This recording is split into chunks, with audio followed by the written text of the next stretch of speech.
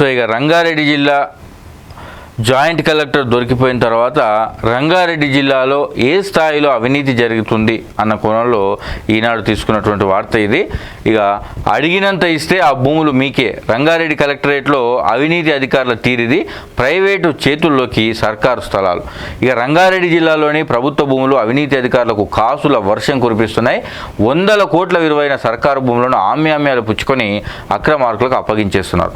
నిబంధనల ప్రకారం నిషేధిత జాబితాలోని భూములను రిజిస్ట్రేషన్ చేయకూడదు. రెవెన్యూ శాఖలో కీలక అధికారులకి కోట్లలో ముట్ట చెప్పడంతో సదరు భూములను నిషేధిత జాబితా నుంచి తొలగిస్తున్నారు. జిల్లాలో నిషేధిత భూములను జాబితా నుంచి తొలగించడానికే ఆ జిల్లా అదనపు కలెక్టర్ భూపాల్ రెడ్డి లంచం తీసుకుంటూ ఏసీబీకి దొరకడం నిన్న చర్చనీయాంశమైంది. దీనికి సంబంధించి ఇక ధరణి పోర్టల్ తెరిపించింది. ఎట్లా చేస్తున్నారంటే ఎన్నికలకు ముందు ఇటువంటి భూ అక్రమాలే రంగారెడ్డి జిల్లాలో పెద్ద ఎత్తున జరిగాయి.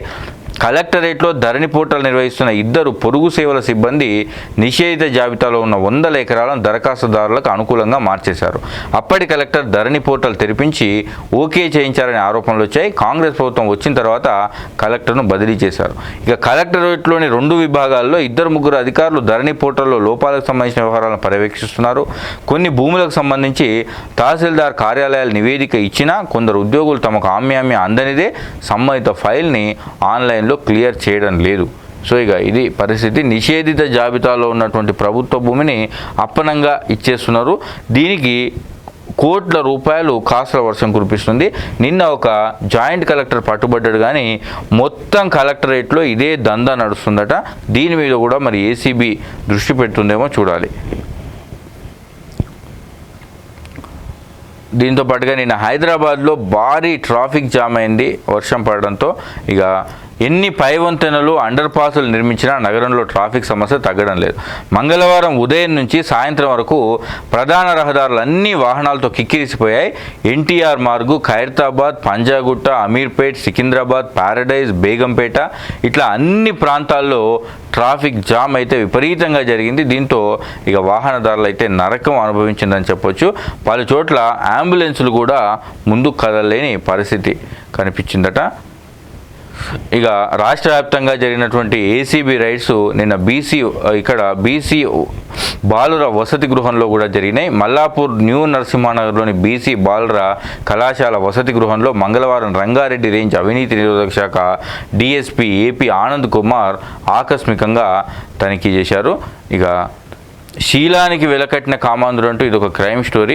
పని కోసం వచ్చిన 13 ఏళ్ల బాలికపై అత్యాచారం విషయం బయటికి పొక్కడంతో గర్భస్రావం అంటే అబార్షన్ చేయించిందట. ఇల్లు గడవక తండ్రితో కలిసి పనికెళ్లిన గిరిజన బాలికపై ఓ కామాంధుడు అత్యాచారానికి పాల్పడ్డాడు. బాలిక గర్భం దాల్చింది. దాదాపు 5 నెలలు ఈ నరకాన్ని అనుభవించాక విషయం బయటికి పొక్కడంతో ఆ ప్రబుద్ధుడు మరో అడుగు ముందుకేసి బాలికకు అబార్షన్ చేయించాడట.